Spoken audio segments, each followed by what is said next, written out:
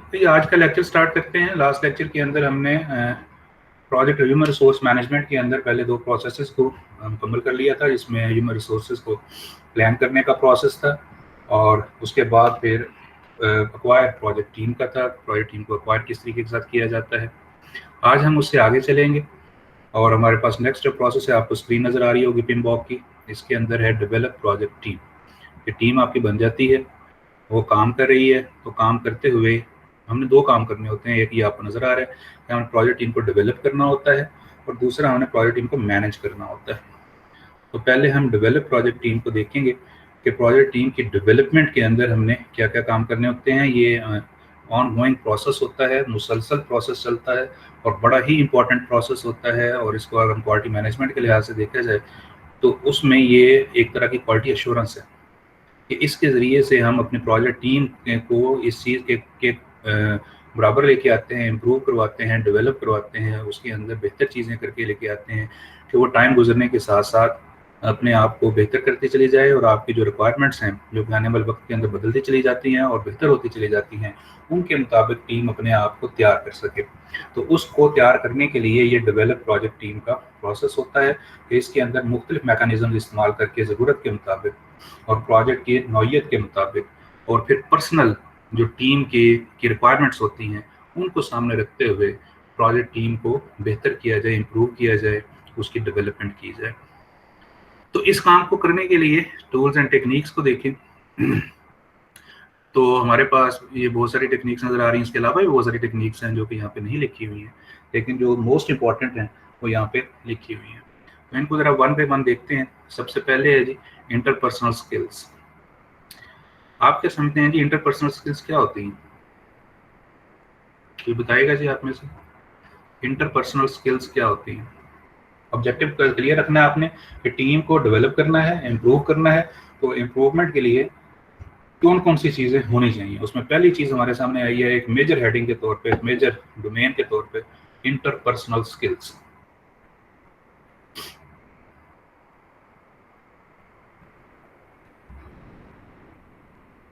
ये interpersonal skills क्या होती हैं जी?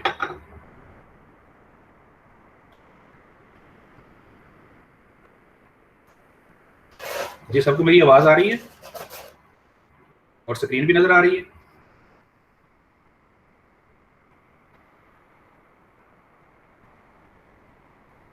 लगता है इफ्तारी की खुमारी है, अभी सुस्ती है।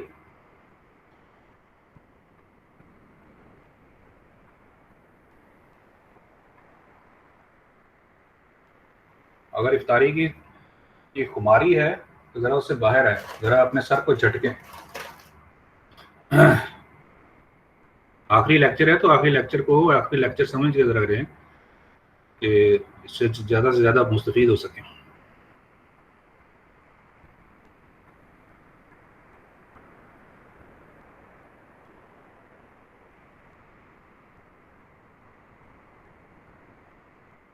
जी बिलाल ने कहा है जी लोगों से इंटरेक्शन एंड कम्युनिकेशन करने की skills. These are the examples of interpersonal skills. दो हो गई इन्होंने, इसमें से लोगों से इंटरेक्शन को हम कहते हैं सोशल स्किल्स और कम्युनिकेशन स्किल्स, दो हो गई जी। और इसके अलावा ये एक बड़ी लंबी लिस्ट है इंटरपर्सनल स्किल्स की।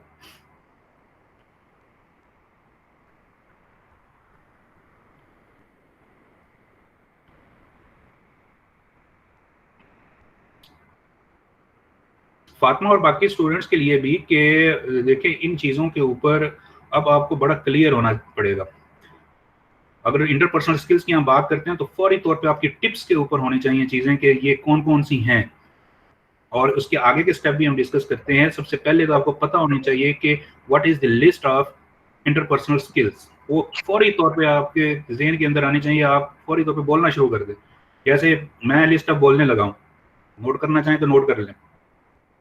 और सारी तो नहीं मैं बोल सकूंगा, लेकिन ये जितनी भी ये जहन में आती हैं, जैसे कम्युनिकेशन स्किल है, लीडरशिप स्किल है, डिसीजन मेकिंग है, इमोशनल मैनेजमेंट है, कॉन्फ्लिक्ट मैनेजमेंट है, लिसनिंग है, असर्टिवनेस है, सोशल होना है। Motivation is not skills, responsibility भी जो है ये भी स्किल नहीं है। फ्लेक्सिबिलिटी है जिसको हम सेक्रीफाइस भी कहते हैं, असर्टिवनेस भी कहते हैं जिसको।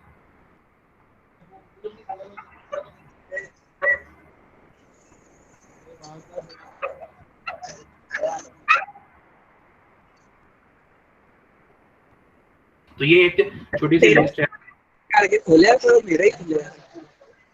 ये प्लीज जिनका माइक ऑन है वो अपना माइक ऑफ कर दें।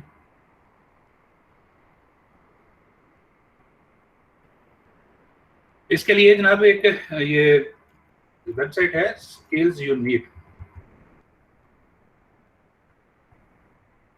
स्किल्स यू नीड, ये एक वेबसाइट है, इसको जरूर जाके देखें। इसके ऊपर पूरी डिटेल्स के साथ सारी की सारी जितनी भी इंटरपर्सनल स्किल्स हो सकती हैं या किसी भी एक बंदे के लिए जरूरी स्किल्स हैं वो सारी दी हुई हैं, उनकी डिटेल्स दी हुई हैं, उनकी पीडीएफ्स दी हुई हैं, उनके ट्रेनिंग सेशंस दिए हुए हैं, बुक्स के रेफरेंसेस दिए हुए हैं।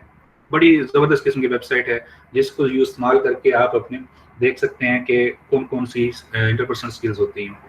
अच्छा, अब इसमें सबसे पहली चीज़ ये है कि आपको इनका पता होना चाहिए कि इंटरपर्सनल स्किल्स कौन सी हैं, और उसके बाद फिर ये है कि आपने खुद एनालाइज करना होता है कि आपकी पर्सनैलिटी के अंदर इन सारी स्किल्स का कितना हिस्सा पाया जाता है और कौन सी पाई जाती है और कौन सी नहीं पाई जाती है और कौन सी कितनी अच्छी पाई जाती है और किन के अंदर कौन कौन सी प्रॉब्लम्स हैं। यानी कि आपने एक तरह का पूरा क्वालिटी एश्योरेंस की का साइकिल चलाना होता है, इसके ऊपर देखना होता है कि कौन कौन सी हैं।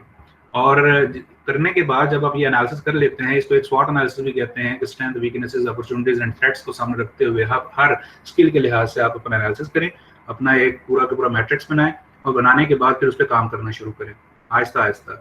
सारी चीज़ें एकदम नहीं होती हैं, तो आहिस्ता आहिस्ता इन सारी चीज़ों को आप करना शुरू करेंगे तो आप देखेंगे कि इंप्रूवमेंट्स आपके सामने आनी शुरू हो जाएंगी। अब इन इंटरपर्सनल स्किल्स का फायदा क्या है? फायदा ये होता है, आपने बात सुनी होगी कि hard skills to smart skills, hard work to smart work. ये जो इंटरपर्सनल स्किल्स हैं, अच्छी इंटरपर्सनल स्किल डेवलप करने से आप स्मार्ट वर्क की तरफ चले जाते हैं, आप बहुत ज्यादा स्मार्टनेस की तरफ चले जाते हैं और आपके जो काम हैं उनके अंदर क्वालिटी बहुत ज़्यादा इम्प्रूव हो जाती है। और जो आप थोड़ा सा जिसके अंदर आपको ज़्यादा टाइम लगता है, इन स्किल्स को यूज़ करके आप थोड़े टाइम के अंदर ज़्यादा प्रोडक्टिविटी दे सकते हैं और उसके अंदर एक बड़ी क्रिस्पीनेस होती है, यानी कि आपके काम के अंदर एक बड़ी चमक नज़र आती है और आप बड़े और फिर आपका कॉन्फिडेंस इम्प्रूव होता है और काम के अंदर एक आपको एतमाद नज़र आता है और आप बहुत बहुत ज़्यादा अच्छे रिजल्ट्स देना शुरू कर देते हैं और उसका फिर दूसरों को भी फ़ायदा होता है और आपको अपने आप को तो फ़ायदा होगा ही होगा। तो इस वजह से इन इंटरपर्सनल स्किल्स के ऊपर काम करना ज़रूरी है, बल्कि ये आप एक तरह का लाजमी टूल किट बन चुकी है कि जिन्होंने भी प्रोफेशनली काम करना है और चाहे ज़ाती ज़िंदगी के अंदर भी काम करना है और बेहतर तरीके के साथ ज़िंदगी गुजारनी है, तो उसके लिए उनके लिए ये वाली इंटरपर्सनल स्किल्स के अंदर अच्छी इंटरपर्सनल स्किल्स का होना बहुत ज़रूरी होता है।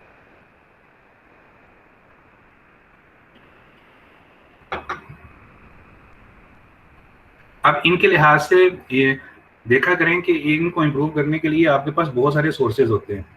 सबसे पहला सोर्स तो आप अपने खुद हैं कि आप खुद से पहले एनालिसिस करें और करने के बाद इन चीज़ों को बेहतर करने की कोशिश करें।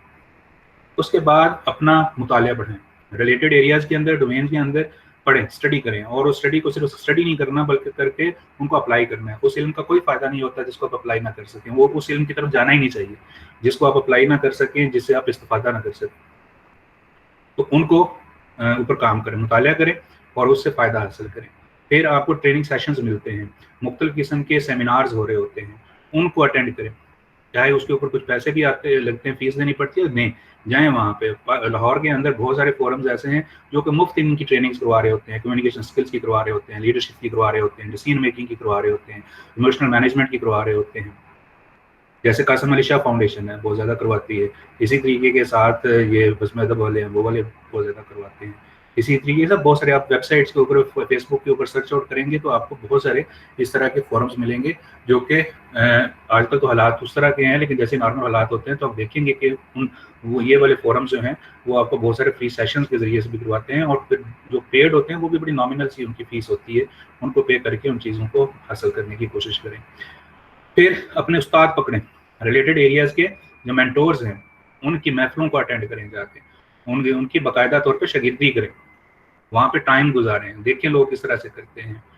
फिर आपके पास ये इंटरनेट का बहुत बड़ा सोर्स अवेलेबल है, उसके ऊपर जाएँ, यूट्यूब के ऊपर जाएँ, फेसबुक के ऊपर जाएँ, तो आपको इंटरनेशनल, नेशनल, लोकल हर किस्म के लोगों के ट्रेनिंग सेशंस मिलेंगे। इन तमाम के तमाम स्किल्स के ऊपर उनके पूरे पूरे सेशंस पड़े हुए हैं, पूरी पूरी केस स्टडीज़ पड़ी हुई हैं, उनको देखें, सुने, पढ़ें और उनको अपनी ज़िंदगी के अंदर ग्रो कर लाएं, तो आप देखेंगे कि आपको बहुत ज़्यादा फ़ायदा हो रहा होगा। फिर इनको अपने ऑब्जर्वेशन अपनी बड़ी अच्छी रखें, एक्सपोजर बड़ा अच्छा रखें, ट्रैवलिंग का मौका मिलता है कभी मिस ना करें, उसके ऊपर जाएं और देखें कि आपको कितनी इंप्रूवमेंट्स मिलती हैं। तो ये सारे मौके हैं, इनको आप इस्तेमाल करेंगे तो आप देखेंगे कि आपकी इंटरपर्सनल स्किल्स जो हैं वो इम्प्रूव होना शुरू हो जाती हैं। और कभी भी इस चीज़ के ऊपर भी ना जाएं कि जो जहाँ से चीज़ आ रही है पहले जनाब उसको जज करना शुरू कर दें कि ये अच्छा है बुरा है, नहीं है। आप देखें जितनी चीज़ अच्छी लगती है रखें, जो अच्छी चीज़ नहीं लगती उसको छोड़ दें। वहाँ पे बैठ के तनकीद करना और ऐसे ही वो क्रिटिसाइज करते रहना और टाइम ज़ाया करना, उसका कोई फ़ायदा नहीं। तो ये है जनाब इंटरपर्सनल स्किल्स। उसके बाद सेकंड टेक्निक दी गई है जनाब ट्रेनिंग। ट्रेनिंग दो किस्म की होती हैं जी, एक होती है फॉर्मल ट्रेनिंग और एक होती है इनफॉर्मल ट्रेनिंग। इनफॉर्मल ट्रेनिंग के अंदर कोई प्लानिंग नहीं होती, वो ज़रूरत के मुताबिक की जाती है। जैसे आप में से बहुत सारे लोग जब ये इंडस्ट्री के अंदर जाएंगे काम करेंगे तो देखेंगे कि जाते ही उनको किसी ना किसी सीनियर पर्सन के साथ कुछ दिनों के लिए अटैच कर दिया जाएगा और रिलेटेड वर्क के लिए कहा जाएगा कि वो उनसे सीखे, और जिस बंदे के साथ अटैच किया जाएगा उसको भी गाइड किया जाएगा कि इस बंदे को आपने इस एरिया के अंदर इतने टाइम के अंदर ट्रेन करना है। उसका कोई ऑफिशियल स्केड्यूल नहीं होगा, कुछ टाइम आप वहाँ पे देंगे, उनके साथ काम करेंगे, वो आपको मुख्तलिफ टास्क देते रहेंगे और आप उनके जरिए से चीज़ें सीखने की कोशिश करेंगे। इसको एक नाम दिया जाता है on job training, OJT, on job training, कि आपकी जॉब भी चल रही होती है और साथ साथ आप इनफॉर्मल तरीके के साथ ट्रेन भी हो रहे होते हैं। दूसरी ट्रेनिंग होती है फॉर्मल ट्रेनिंग, जो कि प्रॉपरली प्लान की जाती है। जो एडमिनिस्ट्रेशन है, हायर मैनेजमेंट है, वो बड़ी क्रिटिकल नज़र रख रही होती है अपने तमाम के तमाम मेंबर्स के ऊपर, या प्रोजेक्ट मैनेजर नज़र रख रहा होता है, और जहाँ पे वो समझते हैं कि उनको आने वाले दिनों के अंदर इस तरह के लोग चाहिए, तो उस चीज़ के लिए ट्रेनिंग को पहले से प्लान करते हैं, पर्सन आइडेंटिफाई करते हैं, जहाँ से ट्रेनिंग लेनी है उन लोगों को आइडेंटिफाई करते हैं, उस ऑर्गेनाइजेशन करते हैं, रब्ता करते हैं, बाकायदा उनके साथ रब्ता करके वो ट्रेनिंग की तरतीब देते हैं, उसकी रिक्वायरमेंट्स को देखते हैं, और देखने के बाद प्लान करके फिर आपको प्रॉपरली तौर पे वहाँ पे भेजा जाता है फॉर्मली तौर पे कि आप वो ट्रेनिंग करके हैं। ये ट्रेनिंग का जो अरसा है वो हफ्ते से लेके कई महीनों या साल का भी हो सकता है, वो डिपेंड करता है कि नेचर ऑफ ट्रेनिंग क्या होगी। अब इसके अंदर भी दो चीज़ें चल सकती हैं, एक है कि ऑर्गेनाइजेशन खुद करवाती है तो ज़ाहिर है कि उसका खर्चा सारा वो खुद बर्दाश्त करेगी, और दूसरा होता है कि आप खुद सेल्फ इनिशिएटिव लेते हैं फॉरवर्ड ट्रेनिंग का, आप खुद महसूस करते हैं कि आपको इन ट्रेनिंग की आने वाले दिनों के अंदर ये करेंगे तो आने वाले दिनों में आपको फ़ायदा होगा, तो फिर आप खुद से उसके लिए पे करते हैं, जाते हैं, ट्रेनिंग करके आते हैं। ऑर्गेनाइजेशन भी मोस्टली जो अच्छी ऑर्गेनाइजेशन हैं वो इसमें आपको सपोर्ट करती हैं, और बाज़ बात वो फी भी खुद से अपने पास से पे कर देती हैं आपके पर्सनल ट्रेनिंग के लिए। तो ये ट्रेनिंग के जरिए से भी डेवलपमेंट टीम की हो रही होती है। उसके बाद आती हैं टीम बिल्डिंग एक्टिविटीज, ये बड़ी इंपॉर्टेंट होती है। देखें, एक किसी भी टीम एनवायरनमेंट के अंदर एक टीम प्लेयर अगर मिल जाते हैं किसी प्रोजेक्ट मैनेजर को या टीम लीड को, तो ये कह लें कि उसकी खुशकिस्मती होती है, उसके लिए एक तरह की नेमत होती है, एसेट होते हैं वो लोग जो कि टीम प्लेयर्स होते हैं। कुछ लोग नेचुरली टीम प्लेयर्स होते हैं, कुछ लोगों के अंदर टीम बिल्डिंग एक्टिविटीज के जरिए से टीम प्लेयर उनको बना दिया जाता है या वो बन जाते हैं।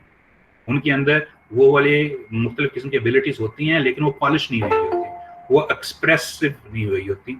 तो उनको एक्सप्रेसिव करने के लिए फिर आप उनके लिए टीम बिल्डिंग एक्टिविटीज करते हैं।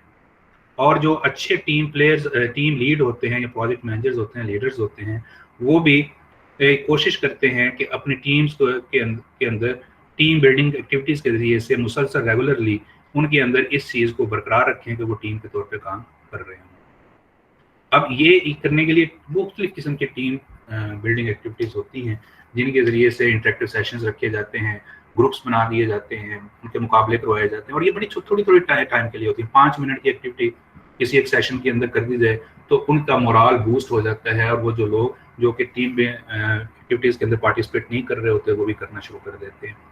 अब ये ऑनलाइन सेशन है जिसके अंदर हम ये एक्टिविटीज़ इस पर परफॉर्म तो नहीं कर सकते हैं, लेकिन हमें मौका मिला जब आप कैंपस के ऊपर आएंगे तो आपकी क्लास के अंदर कुछ टीम बिल्डिंग एक्टिविटीज़ करके आपको दिखाई जाएंगी, और आपको भी पार्टिसिपेट करेंगे तो आपको अंदाज़ा होगा कि ये कितनी इफेक्टिव होती हैं, और ये कितना ज़्यादा लोगों के अंदर यानी कि उनकी हार्मनी, उनके इंट्रैक्शन, उनका सोशल सेटअप, ये सारी चीज़ें जो हैं वो कर दिया जाती हैं। आपके जो सीनियर्स हैं पिछले सेशन जो होते रहे तो उसके अंदर हमने देखा है कि जब हम ये एक्टिविटीज़ करवाते हैं तो वो हमारे सेशन जो होते हैं क्लास के, वो सबसे ज़्यादा कह लें कि इंटरेस्टिंग होते हैं और लोग बड़ा उसके अंदर इंजॉय भी करते हैं और सीखते भी बहुत ज़्यादा हैं, कि जिसके ज़रिए से फिर उनके अंदर ये टीम बिल्डिंग एक्टिविटीज़ आ जाती हैं। ये जिन लोगों के कैमरे ऑन हैं ये ज़रा अपने कैमरे बंद कर दें।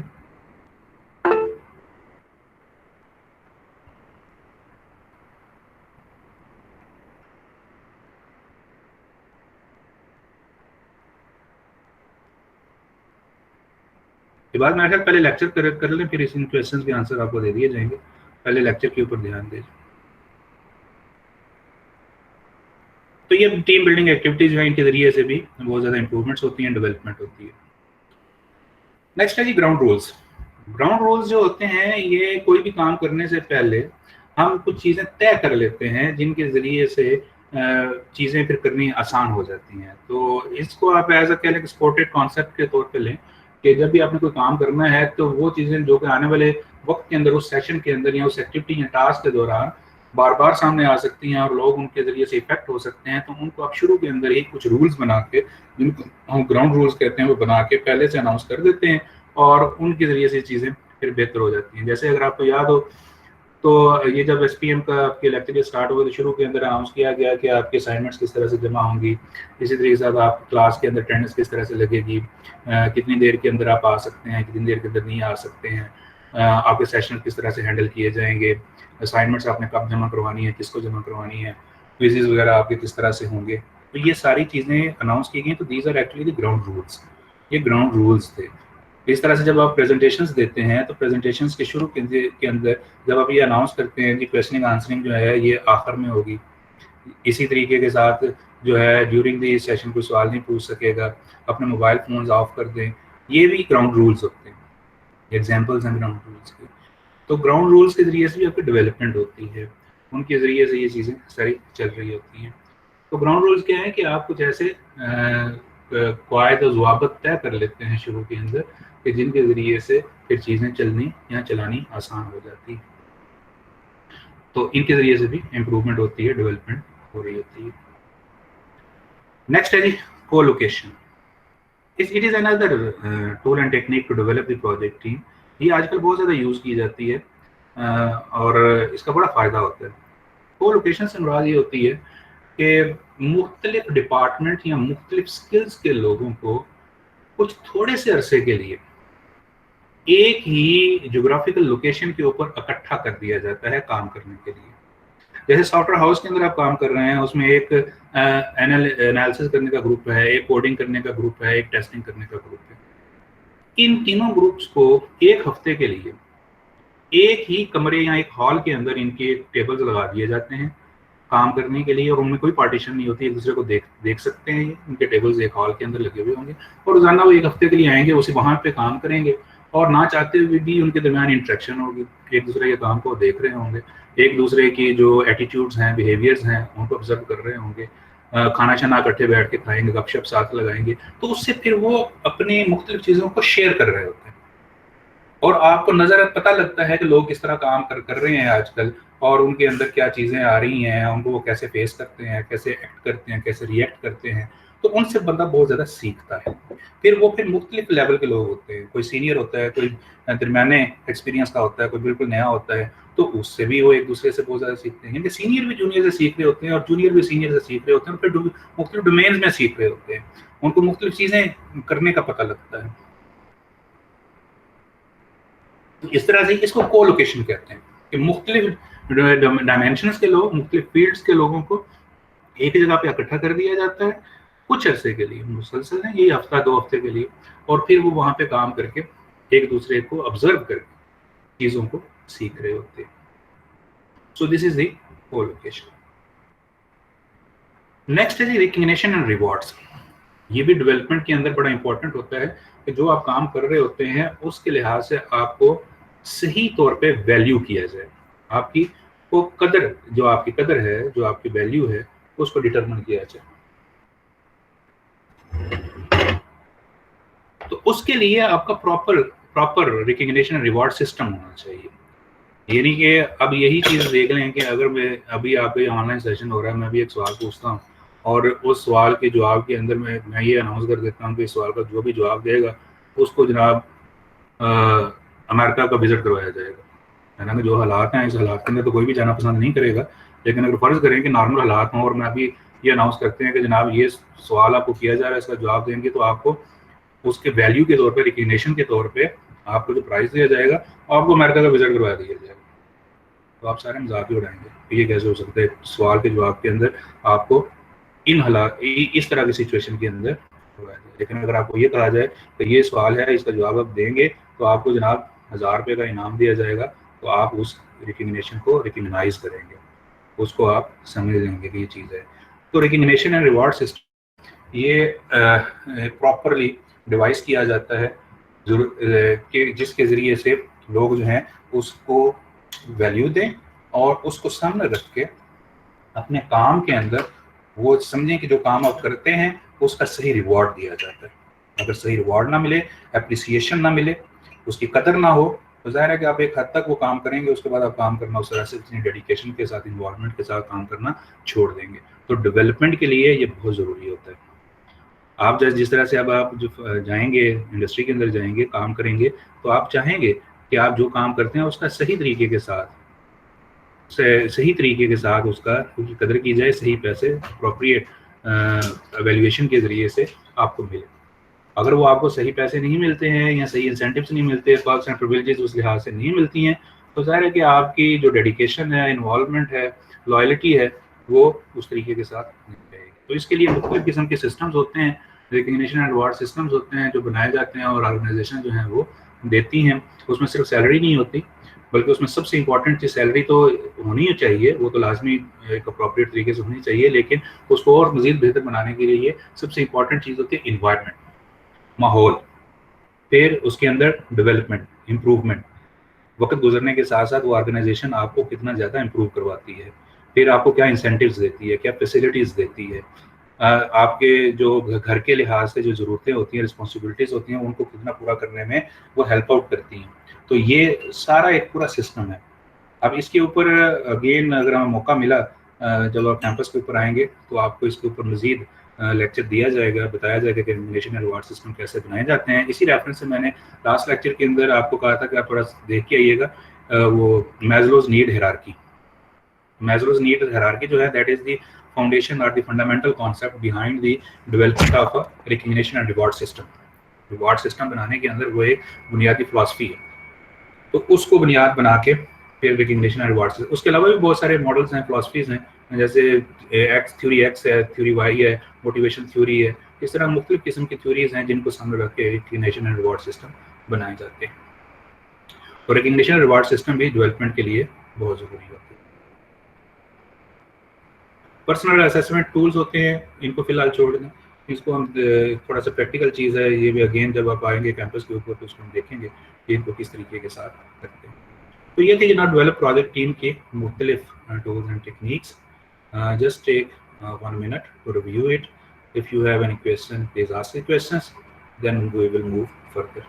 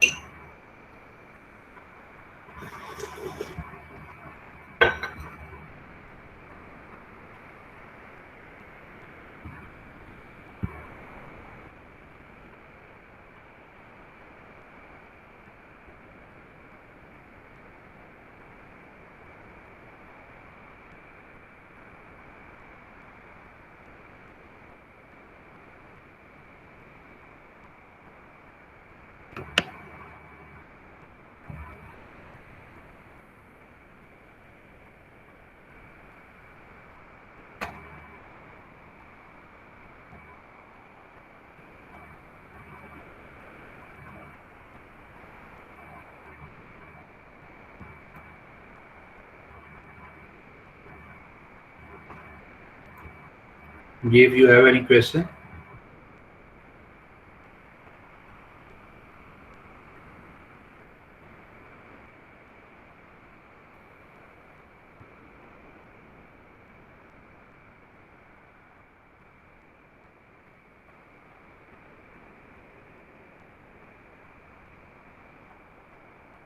ये अजीम को लोकेशन की बात कर रहे हैं।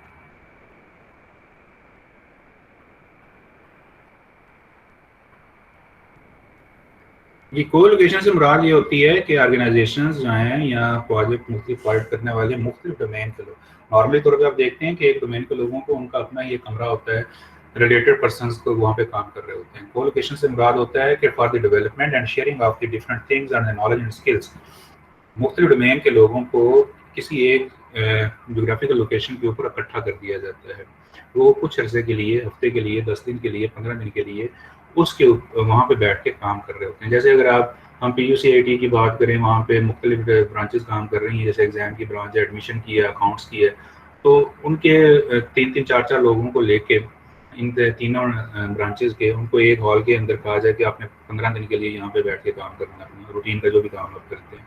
तो जब वो रूटीन का काम वहाँ पे बैठ के ये 3 मुख्तलिफ डोमेन की ब्रांचेस के लोग काम करेंगे, वो 15 दिन के लिए एक दूसरे के साथ कुछ चीज़ें ना चाहते हुए भी शेयर कर रहे होंगे, इनडायरेक्टली डायरेक्टली। तो वहाँ से वो फिर एक दूसरे से इस शेयरिंग की बुनियाद पे बहुत सारी चीज़ें सीखते हैं और उनको पता लगता है कि वो किस तरह से मुख्तलिफ लोग काम कर रहे होते हैं। तो इसी तरह से आप इनको सॉफ्टवेयर हाउसेज के तनाज़ुर में देखें, वहाँ पे लोग काम कर रहे हैं एक ही जगह पे बैठ के मुख्तलिफ डोमेन्स के, या एक बड़ी मैच्योर्ड ऑर्गेनाइजेशन के लोग कर रहे हैं, तो उससे इसका बड़ा फ़ायदा होता है और उससे आप चीज़ों को सीखते हैं। तो इसको हम कोलोकेशन कह रहे होते हैं। Hope answer the question.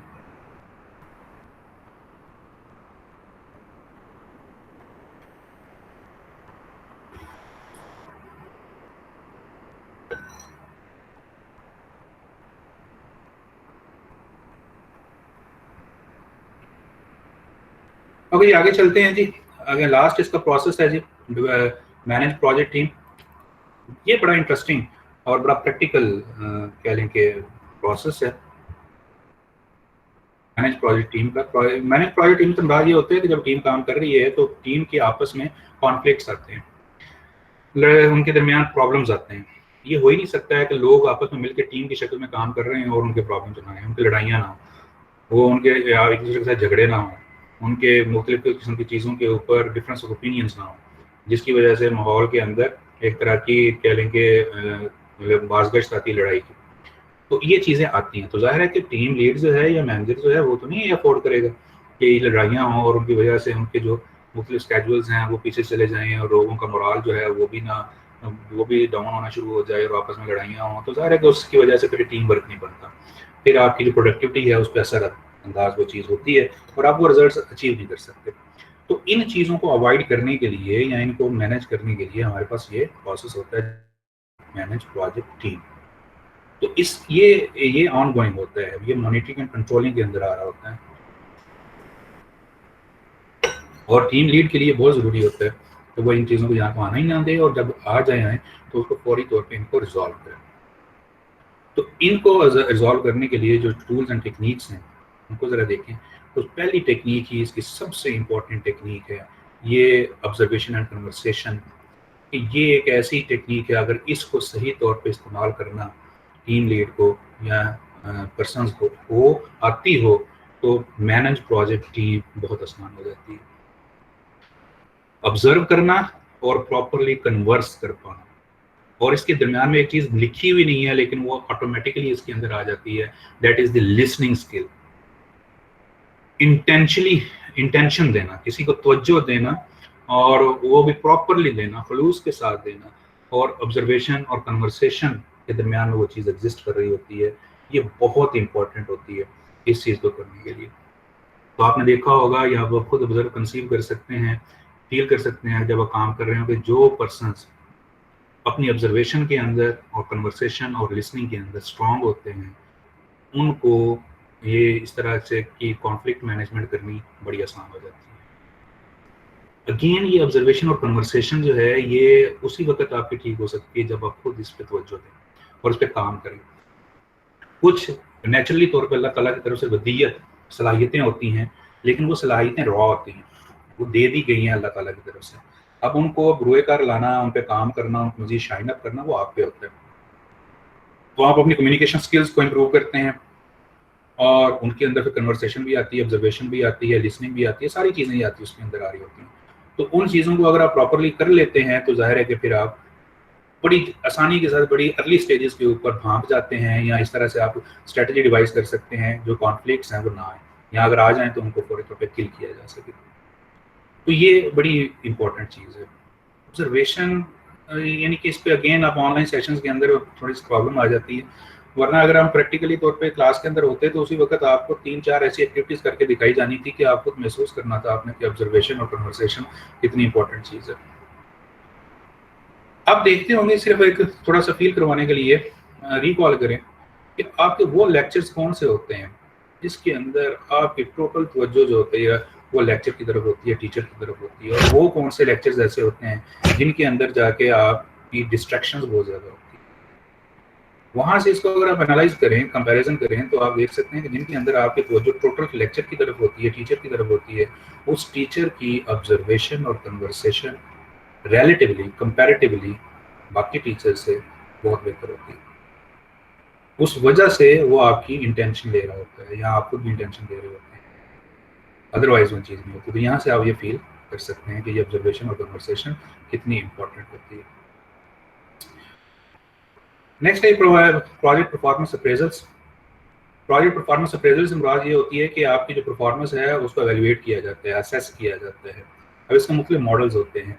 जैसे इसकी एक एग्जांपल ये है कि जो काम कर रहे होते हैं उनके जो पीयर्स में काम कर रहे होते हैं वो भी उनको एवेल्युएट करते हैं, जो सुपर ऑर्डिनेट्स होते हैं वो भी उनको एवेल्युएट करते हैं, जो सब ऑर्डिनेट्स होते हैं वो भी एवेल्युएट करते हैं। तो इसको 360 डिग्री एवेल्युएशन कहा जाता है। तो हर लेवल के ऊपर लोग आपको एवेल्युएट करके रिपोर्ट्स देते हैं, और फिर जो सुपर ऑर्डिनेट्स होते हैं, डिसीजन मेकर्स होते हैं, वो इन परफॉर्मेंस अप्रेजल्स की बुनियाद के ऊपर देखते हैं कि आप कहाँ पे प्रॉब्लम्स आ रही हैं, उनको कैसे ठीक किया जा सकता है, कहाँ पे डेवलपमेंट की ज़रूरत है, इंप्रूवमेंट्स की ज़रूरत है, और उनको कैसे किया जा सकता है। कॉन्फ्लिक्ट मैनेजमेंट के अंदर हमारे पास ये 5 ऑप्शंस होती हैं कि अगर हमारे पास 2 पार्टीज के दरमियान प्रॉब्लम आ गई है और आप रिजॉल्व करने लगे हैं, तो आप इनको सिचुएशन के मुताबिक, ज़रूरत के मुताबिक इन 5 में से किसी एक ऑप्शन को ले सकते हैं। अच्छा, पहले है जी विथड्रॉ और अवॉइड। अब सिचुएशन के लिहाज से आपने चलना है, पहले जरा लिस्ट देख लें, फिर आप सिचुएशन के लिहाज से इस चीज़ को देख सकते हैं। पहली विथड्रॉ या अवॉइड है, इसमें मुराद ये होता है कि आप वक्ती तौर पे वो 2 पार्टीज के दरमियान जो सिचुएशन बनी हुई है उसको आप पोस्टपोन करवा देंगे। सुनेंगे, बात पूरी ध्यान से सुनेंगे, उनकी दोनों पार्टीज की सुनेंगे, लेकिन सुनने के बाद उनको आप किसी और तरफ आप डिस्ट्रैक्ट कर देंगे, उस सिचुएशन से आप उनको किसी और ध्यान की तरफ लगा देंगे और कहेंगे यार इस चीज़ को हम देखेंगे, लेकिन बाद में देख लेंगे, फिलहाल ये वाला काम करेंगे। इस चीज़ को मैंने ना प्रैक्टिकली तौर पे एक दफ़ा एक्सपीरियंस किया, बड़े कई दफ़ा किया हुआ। एक एग्जांपल आपको बता देते हैं कि प्रिंसिपल साहब के पास, PUCAT के प्रिंसिपल साहब के पास 4-5 लोग गए एक प्रॉब्लम लेके, उनके आपस के दरमियान डिफरेंस ऑफ ओपिनियन था। अब वो प्रॉब्लम क्या था वो तो बयान नहीं किया जा सकता, लेकिन ये है कि वो जब प्रॉब्लम लेके वो उनके पास गए हैं, 3-4 लोग थे और उनके आपस के अंदर भी उसके अंदर डिफरेंस ऑफ ओपिनियन था और लड़ रहे थे। तो प्रिंसिपल साहब ने हर एक को ना इंडिविजुअली तौर पे पूछना शुरू कर दिया कि एक को पूछा यार तो आपको मैंने पिछले हफ्ते की टास्क दिया था उसका क्या बना। उसने जवाब दिया कि जनाब मैंने इतना कर लिया सर, 50% कर लिया, 50% रहता है। अच्छा चलिए आप तो जाए ना वो बाकी 50% करके लेके आए। दूसरे से पूछा कि आप ये वाला काम लें, मेरी तो पास से ये एक रिपोर्ट बनानी है, आप जाएँ ये वाली रिपोर्ट बना के लेके आए। इस तरह हर एक को उन सारी चीज़ों से डिस्ट्रैक्ट करवा दिया, हर एक को नया नया टास्क दिया और कहा कि ये जाके देखें, इस प्रॉब्लम को मैं देख लेता हूँ। तो उन्होंने वक्ती तौर पे उस चीज़ को अवॉइड करवा दिया। इसको कहते हैं विथड्रॉ और अवॉइड, कि आप वक्ती तौर पे उनको किसी और तरफ डिस्ट्रैक्ट कर देते हैं और उनकी तवज्जो किसी और तरफ मुंतकिल करवा देते हैं, और आर्जी तौर पे ये प्रॉब्लम का सलूशन नहीं होता, ये सिर्फ आप वक्ती तौर पे टालते हैं। तो अगर उस सिचुएशन के अंदर आपको लगता है कि टालना ठीक है, और ये बहुत सारी सिचुएशन में बड़ा अच्छा होता है कि आप वक्ती, क्योंकि उस वक्त सारे के जो इमोशंस हैं वो हाई हुए होते हैं, डिस्ट्रैक्ट करने से वो इमोशंस डाउन हो जाते हैं, और फिर लोग अगर वो छोटा मोटा मसला है तो वैसे ही उस चीज़ को खुद ही डील कर लेते हैं, दोबारा से वो मसला आता ही नहीं। So this is the withdraw or avoid. Second option होती है कि स्मूथ या अकोमोडेट। ये एक ऐसी चीज होती है कि जिसके अंदर सिचुएशन के अंदर या प्रॉब्लम के अंदर सोल्यूशन करवाने वाला देखता है कि इनके दरमियान एग्रीमेंट वाली बात चीजें कौन कौन सी हैं, वो चीजें कौन सी हैं जिसके ऊपर ये दोनों पार्टीज एग्री करती हैं, मानती हैं, जिनके ऊपर तो उनका कंसेंसस है, उसको वो बेस बनाते हैं, और बेस बनाने के बाद फिर एक सोल्यूशन क्रिएट करने की कोशिश करते हैं, उनके दरमियान एक तरह का तस्फिया ले आते हैं उस बुनियाद के ऊपर जिन चीज़ों के ऊपर वो एग्री कर रहे होते हैं। इसकी बहुत बड़ी एग्जांपल आपके सामने आती, जो मेरे जहन में भी आती है, जो आप अक्सर रेफर की जाती है, वो है जाकिर नाइक साहब, जो डॉक्टर जाकिर नाइक हैं पीस टीवी वाले। उनकी फिलॉसफी, वो जब कंपैरेटिव स्टडी करते हैं रिलीजन्स की, तो वो मुख्तलिफ रिलीजन जैसे ईसाइयत है और इस्लाम है, तो उनके दरमियान जो कॉमन पॉइंट्स हैं, जैसे अल्लाह के ऊपर यकीन रखना है, वो इस पॉइंट से स्टार्ट करते हैं और उसके बाद फिर आहिस्ता आहिस्ता आहिस्ता आहिस्ता चीज़ों को दिखा के वो अपने पॉइंट को साबित कर देते हैं। यहाँ उसके अंदर एक स्मूथनेस ले आते हैं, अकोमोडेशन करवा देते हैं। तो ये इस चीज़ को हमारे गाँव के कल्चर के अंदर भी बड़ा यूज़ किया जाता है कि जब पंचायतें होती हैं, लोगों के लड़ाई झगड़े के मसाइल को हल करने के लिए पंचायत लगती है, और जो सरदार होते हैं, चौधरी होते हैं, जो फैसला करने वाले होते हैं, वो अक्सर औकात उन दो फैमिलीज के दरमियान जो ऑलरेडी पॉइंट्स होते हैं जिन पर वो एग्री कर रहे होते हैं, उनको बुनियाद बनाते हैं और उसके बाद फिर आहिस्ता आहिस्ता चीज़ों को नॉर्मलाइज करके एक सोल्यूशन के ऊपर पहुंच के उनके दरमियान सुलह सफाई करवा देते हैं। So this is the smooth or accommodate. उसके बाद कंप्रोमाइज या रिकंसाइल। कंप्रोमाइज या रिकंसाइल क्या होता है कि इसके अंदर जो झगड़ा होता है उसके ऊपर जो सोल्यूशन दिया जाता है, उसमें सारी पार्टी को कुछ ना कुछ उनका सेटिस्फेक्शन लेवल दे दिया जाता है। कुछ ना कुछ उनकी बात सारी नहीं मानी जाती, हर पार्टी की हर बात नहीं मानी जाती, लेकिन थोड़ी थोड़ी हर बात हर एक की मनवा के और उनके दरमियान तस्वीर करवा दिया जाता है। कुछ बात एक पार्टी की मान ली, कुछ दूसरे की मान ली, कुछ नहीं मानी, दोनों की मान ली। तो इसको क्या कहा जाता है? कंप्रोमाइज। यानी कि इसके अंदर थोड़ा सा दोनों हर पार्टी को सैक्रिफाइस करना पड़ता है और कुछ चीजें उन्होंने उनको दी जाती है।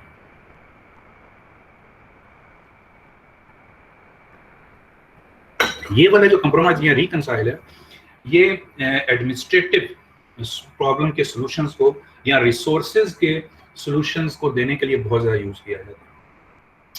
यानी कि जैसे अगर फर्ज करें कि दो पार्टीज एक ऑफिस के अंदर कंप्यूटर सिस्टम्स के लिए लड़ रही हैं, तो ये कंप्यूटर सिस्टम मेरे पास होना चाहिए, उनकी आपस में लड़ाई हो गई, दोनों कह रहे हैं कि मेरे पास होना चाहिए, तो उसके लिए क्या किया जाएगा? तो उसके लिए एक कंप्यूटर सिस्टम यहाँ अरेंज कर लिया जाएगा और एक को भी कुछ थोड़ा सा दे दिया जाए, उसी के ऊपर उनके टाइम स्लॉट्स बना दिए जाएंगे।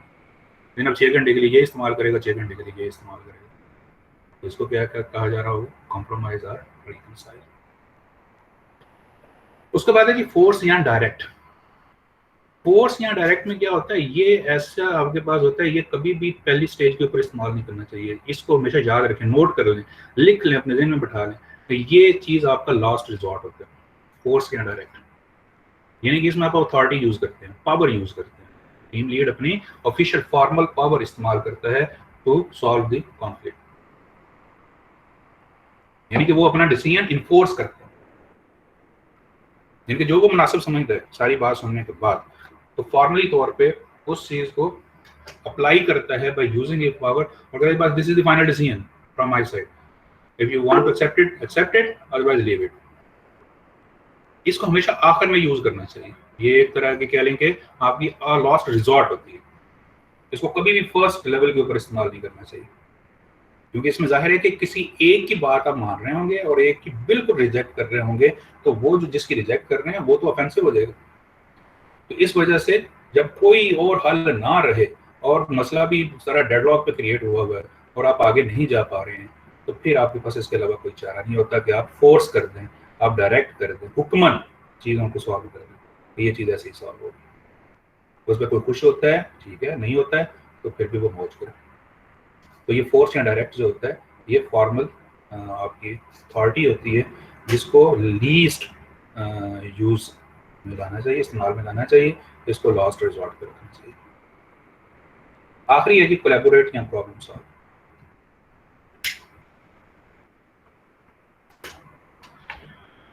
ये सबसे बेस्ट सॉल्यूशन होता है, लेकिन ये सबसे मुश्किल है अप्लाई करना।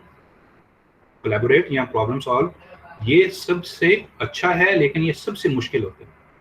इसमें क्या होता है कि आप सारी बात सुनते हैं बड़ी तवज्जो के साथ, दोनों पार्टीज की, बल्कि सबकी ओपिनियंस करते हैं, इन्वेस्टिगेट भी करते हैं, एनालाइज भी करते हैं। करने के बाद फिर आप एज अ डिसीजन मेकर और एज द कोलैबोरेटर, आप तस्फिया करवाने वाले के लिहाज से आप उनके सामने फिर एक डिस्कशन करते हैं कि इस और उनके दरमियान एक कंसेंसस क्रिएट करने की कोशिश करते हैं, भाई इसका सबसे बेहतरीन तरीका ये हो सकता है, उसके दलाइल देते हैं आप उनकी चीज़ों के ऊपर बाकायदा तौर पे चीज़ें करके दिखाते हैं, उनको कायल करते हैं, आप मुख्तलिफ किस्म की उसमें रेफरेंस देते हैं और उनको एक पॉइंट के ऊपर इकट्ठा करने की कोशिश करते हैं और उनकी जो कन्फ्यूजन होती हैं, कॉन्फ्लिक्ट्स होते हैं, उनको डिस्कशंस के ज़रिए से रिजॉल्व करने की कोशिश करते हैं। इसमें टाइम लगता है, इसके अंदर आपको बहुत सारी एफर्ट करनी पड़ती है, बहुत सारे, और इसके अंदर वो लोग बड़े कामयाब होते हैं जो कि एक्सपीरियंस होते हैं। इसकी बहुत बड़ी एग्जांपल वही है, आप हमारे गांव का कल्चर है, उसके अंदर देखें कि जो आपके तस्फिया करवाने वाले होते हैं उनका कितना एक्सपीरियंस होता है, वो कितनी उनके अंदर सियानत होती है, उनके अंदर कितना ज़्यादा फोक कल्चर होता है, उनके कितने रिलेशनशिप्स होते हैं, उनकी कितनी इज्जत होती है। ये सारे फैक्टर्स मिल के कंसेंसस क्रिएट करने में बड़ी मदद देते हैं। और जब कंसेंसस क्रिएट हो जाता है, कमिटमेंट्स हो जाती हैं, तो ज़ाहिर है कि वो सोल्यूशन बड़ा पायदार होता है और उसकी वजह से फिर दोबारा उस तरह के प्रॉब्लम्स नहीं आते। तो जब आप लोगों के ओपिनियन सुन के और उनको कायल करके करते हैं तो उसमें एक बहुत ज़्यादा लॉयल्टी आती है, उसके अंदर एक बड़ी प्रिजर्वनेस आती है, जिसकी वजह से वो सोल्यूशन बड़ा पायदार होता है।